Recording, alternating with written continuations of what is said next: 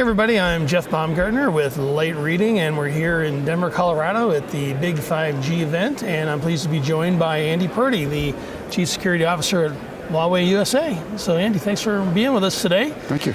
So I thought we're going to start with kind of a big picture question. We've heard so much about the promise of 5G, but for a lot of consumers, it's a little bit of a mystery. So, why do you think 5G is important, and what can it deliver? Well, I think the full promise and opportunities that are going to come from 5G are mostly still in the future. You see some consumers have access to the speed part of 5G, at least in certain geographic areas. But some of the things that are really going to benefit organizations, companies, governments, when you have the reduced latency, the greater number of connections that are possible in a particular area, you're really going to be bringing the computing power to the edge and enabling all kinds of new technologies in terms of automation, robotics, machine to machine, sensor to machine, artificial intelligence. So it's really going to improve a whole lot of different industries with different use cases in different industries. So the full opportunities that are going to come from what they call standalone 5G are yet to be realized, but they're definitely on the horizon. But the challenge and the evolution to get there and how businesses try to figure out their use cases is quite an interesting path. Okay. And as we kind of move into this fourth industrial revolution, an intelligent world, you kind of call it, we're going to be increasingly dependent, on 5G networks and the technologies that it delivers. To kind of bring computing power to the end user. Billions of devices are going to be connected to the so-called Internet of Things. But can you describe then, kind of what the increased risk is going to be for cybersecurity and data privacy, that's going to come from this kind of technology development?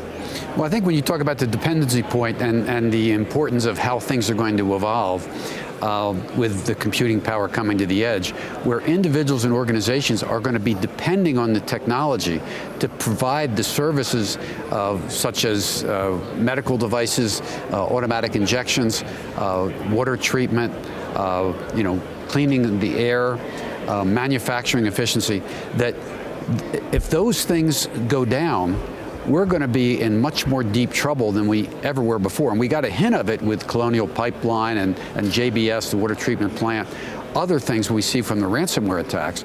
So our dependency creates a greater risk. And then with the onslaught of the multiple devices, that expands the risk landscape as well. So the importance of driving real progress in managing the risk and promoting resilience is really more important than ever. All right, and you mentioned a couple of these. There's kind of been this I don't know if it's an increase or a surge in cyber attacks. The last couple of years.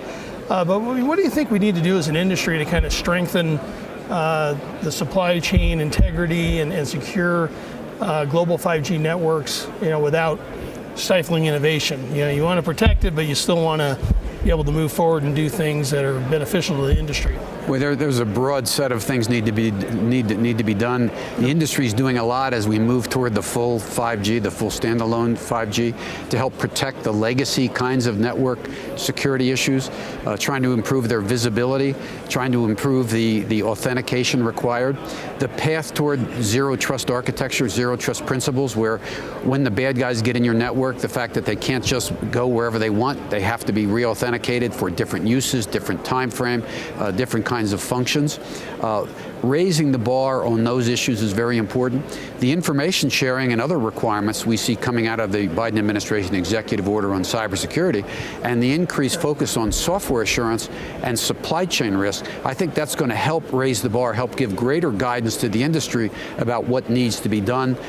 There have to be greater incentives, as the executive order talked about, incentives for critical infrastructure, private sector generally, to meet the requirements, have greater transparency and greater accountability if they fail to meet them. So we've got a great challenge, and it's going to keep a lot of people employed. Yeah, interesting. And then to kind of bring it full circle and maybe come back to the big picture, right?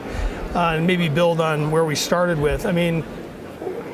When you think about the potential of 5G, what are you the most excited about, and what are you the most concerned about? Security is obviously in there, but...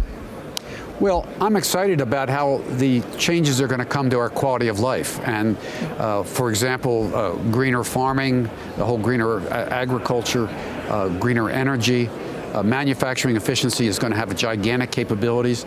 Private 5G networks where you can bring capacity into particular enterprises is going to be huge. The benefits in healthcare, we already saw it in certain parts of the world with the technologies that 5G could bring to help treat, monitor the larger situation for patients. So it's really going to improve our quality of life. On the risk side, though, is really the dependency on the resilience, but also the dependency, and we see this in some of the, obviously the ransomware attacks, where the criticality of the data to maintain resilience. So you have to have the personal data protected, but you also need the data on which our networks and systems rely to function, and they need to be protected, and they need to be accurate so the systems and functions will run. So an evolving set of requirements, in fact, even an evolving set of the 5G standards. The 5G standards are going to be continuing to roll out with different releases as the business cases become open for 5G, moving to full standalone 5G. So the collaboration of industry and government moving forward, I'm very heartened to hear the United States government is going to participate in the 5G standards efforts.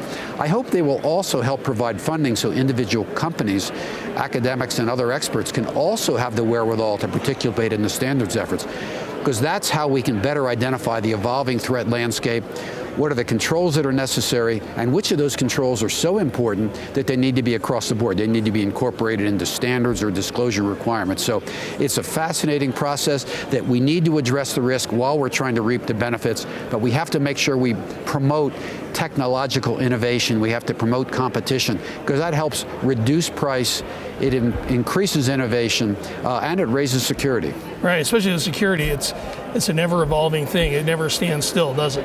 Yep, that's right. All right. Well, Andy, thanks a lot for your time today. I really appreciate having you with us. It's a pleasure. You're welcome. All right.